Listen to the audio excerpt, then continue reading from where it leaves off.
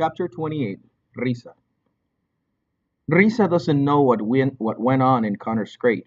She assumes guys talk about guy things, whatever those things are. She has no way of knowing that what occurred in his crate was a reenactment of what happened in her own, and in almost every other container on the plane. Fear, misgivings, questions rarely asked, and stories rarely told. The details are different, of course, as are the players, but the gist is the same. No one will discuss these things again, or even acknowledge having ever discussed them at all, because of it, invisible bonds have been forged.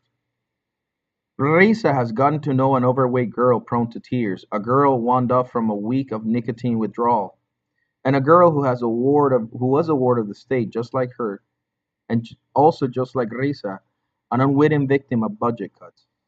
Her name is Tina. The other stole their names, but Tina's the only one she remembers. We're exactly the same, Tina had said sometime during the fight. We could be twins. Even though Tina's Umber, Risa has to admit that it's true. It's comforting to know there are others in the same situation, but troubling to think her own life is just one of 1,000 pirate copies. Sure, the unwinds from state homes all have different faces, but otherwise their stories are the same. They even all have the same last name, and she silently curses whoever it was who determined that they should all be named Ward, as if being one were enough of a stigma. The plane touches down and they wait. "What's taking so long?" asks the nicotine girl impatiently. "I can't stand this." "Maybe they're moving us to a truck or another plane," suggests the pudgy girl. "They better not be," says Risa. "There's not enough air in here for another trip." There's noise. Someone's outside the crate. "Shh," says Risa. "Listen." Footsteps. Banging. She hears voices, although she can't make out what the voices say. Then someone unlatches the side of the crate and pulls it open a crack. Hot, dried air spills in. The sliver of light from the plane's hole seems bright and sunlight after the hours of that darkness. "Is everyone all right in there?" It's not a fatigue, Risa can tell right away. The voice is younger. "We're okay," Risa says. "Can we get out of here?" "Not yet. We gotta open all the other crates first and get everyone some fresh air." From what Risa can see, this is just a kid her age, maybe even younger. He wears a beige tank top and khaki pants. He's sweaty and his cheeks are tan. No, not just tan, sunburned. "Where are we?" Tina asks. "The graveyard," says the kid, and moves on to the next crate. In a few minutes, the crate is open all the way, and they're free. Risa takes a moment to look at her travel companions. The three girls look remarkably different from her memory of them when they first got in. Getting to know someone in blind darkness changes your impression of them. The large girl isn't as overweight as Risa had thought. Tina isn't as tall. The nicotine girl isn't nearly as ugly. A ramp leads down from the hold, and Risa must wait her turn in a long line of kids leaving their crates. Rumors are already buzzing. Risa tries to listen and sort the fact from fiction. A bunch of kids died. No way! I heard half the kids died. No way! Look around you, moron. Does it look like half of us died? Well, I just heard. It was just one crateful that died. Yeah, someone says they freaked out and ate each other, like the Donner Party. No, they just suffocated. How do you know? 'Cause I saw the man. Right in the crate next to mine. There were five guys in there instead of four, and they all suffocated. Risa turns to the kid who said that. Is that really true? Or are you just making it up? Risa can tell by the unsettled look on his face that he's sincere. I wouldn't joke about something like that. Risa looks for Connor, but her view is limited to the few kids around her in line. She quickly does the math. There were about 60 kids. Five kids suffocated. 1 in 12 chance it was Connor. No, because the boy who saw into the dead crate said there were guys in there. There were only 30 guys in all. 1 in 6 chance it was Connor. Had he been one of the last ones in? Had he been shoved into an overpacked crate? She didn't know.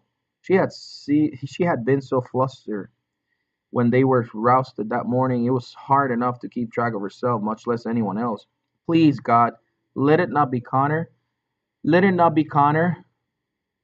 Her last words to him had been angry ones. Even though he had saved her from Roland, she was furious at him. Get out of here, she had screamed. She couldn't bear the thought of his dying with those being her last words. She couldn't bear the thought of his dying, period. She bangs her head on the low opening of the cargo hold on her way out. Watch your head, says one of the kids in charge. Yeah, thanks, says Risa. Her smirks at her. He smirks at her. This kid is also dressed in army clothes, but he's too scrawny to be a military buff. What's with the clothes? Army surplus, he says. Stolen clothes for stolen souls. Outside the hold, the light of day is blinding, and the heat hits Risa like a furnace. The ramp beneath her slopes to the ground, and she has to stare at her feet, squinting to keep from stumbling. By the time she reaches the ground, her eyes have adjusted enough to take in their surroundings. All around them, everywhere, are airplanes, but there's no sign of any airport. Just the planes, row after row, for as far as the eye can see. Many are from airlines that no longer exist. She turns to look at the jet they just arrived on. It carries the logo of FedEx, but this craft is a sorry specimen. Seems about ready for the junkyard, or, thinks Risa, the graveyard. This is nuts, one kid besides Risa grumbles. It's not like this plane is invisible. They're going to know exactly where the plane has gone. We're going to be tracked here. Don't you get it? Says Risa. That jet was just decommissioned. That's how they do it. They wait for a decommissioned plane, then load us in as cargo. The plane was coming here anyway, so no one's going to miss it. The jet rests on a barren hardpan of maroon earth. Distant red mountains poke up from the ground. They are somewhere in the southwest. There's a row of porta potties that already have anxious lines. The kids shepherding them count heads and try to maintain order in this disoriented group. One of them has a megaphone. Please remain under the wing if you're not using the latrine, he announces. You made it this far. We don't want you to die of sunstroke. Now that everyone's out of the plane, Risa desperately searches the crowd until she finally finds Connor. Thank God my puppy's alive. She wants to go with him, but remembers that they've officially ended their fake romance. With 24 kids between them, they briefly make eye contact and exchange a secret nod. That nod says everything. It said that what happened between them yesterday is history. Today, everything starts fresh. Then she sees Roland there as well. He meets her eye and gives her a grin. That grin says things too. She looks away, wishing he had been in the suffocation crate. She considers feeling guilty for such a nasty wish, then realizes that she doesn't feel guilty for wishing it at all. A golf cart comes rolling down the rows of airliners, kicking up a plume of red dust in its wake. The driver is a kid. The passenger is clearly military. Not military surplus either. He's the real thing. Instead of green or khaki, he's in navy blue. He seems accustomed to the heat even in his hot uniform. He doesn't appear to sweat. The car stops before the gathered horde of juvenile refugees. The driver steps out first and joins the 4 kids who had been leading them. The loud kid raises his megaphone. May I have your attention? The Admiral is about to address you. If you know what's good for you, you'll listen. The man steps out of the golf cart. The kid offers him the megaphone, but he waves it away. His voice needs no amplification. I'd like to be the first to welcome you to the graveyard. The Admiral is well into his 60s, and his face is full of scars. Only now does Reza realize that his uniform is one from the war. He can't recall whether these were the colors of the pro-life or pro-choice forces, but then it doesn't really matter. Both sides lost. This will be your home until you turn 18 or we procure a permanent sponsor willing to falsify your identification. Make no mistake about it. What we do here is highly illegal. That does not mean we don't follow the rule of law. My law. He pauses, making eye contact with as many kids as he can. Perhaps it is his goal to memorize each and every face before his speech is done.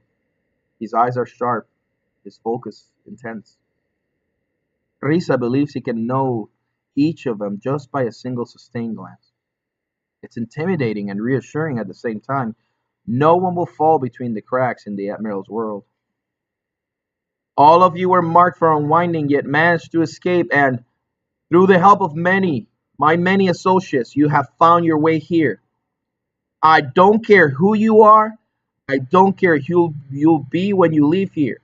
All I care about is who you are while you're here. And while you're here, you will do what is expected of you. A hand goes up in the crowd. It's Connor. Risa wishes it wasn't. The Admiral takes time to study Connor's face before saying, Yes? So, who are you exactly? My name is my business. Suffice it to say that I'm a former Admiral of the United States Navy. And then he grinned. But now you could say I'm a fish out of water. The current political climate led to my resignation. The law said it was my job to look the other way, but I did not. I will not. Then he turns to the crowd and says loudly, No one gets on what on my watch. Cheers from all those assembled, including the khaki kids that were already a part of his little army. The Admiral gives a wide grin. His smile shows a set of perfectly straight, perfectly white teeth. It's a strange disconnect because while his teeth are sparkling, the rest of him seems worn down to the nub. We are a community here. You will learn the rules and you will follow them or you will face the consequences as in any society. This is not a democracy. It is a dictatorship. I am your dictator. This is a matter of necessity.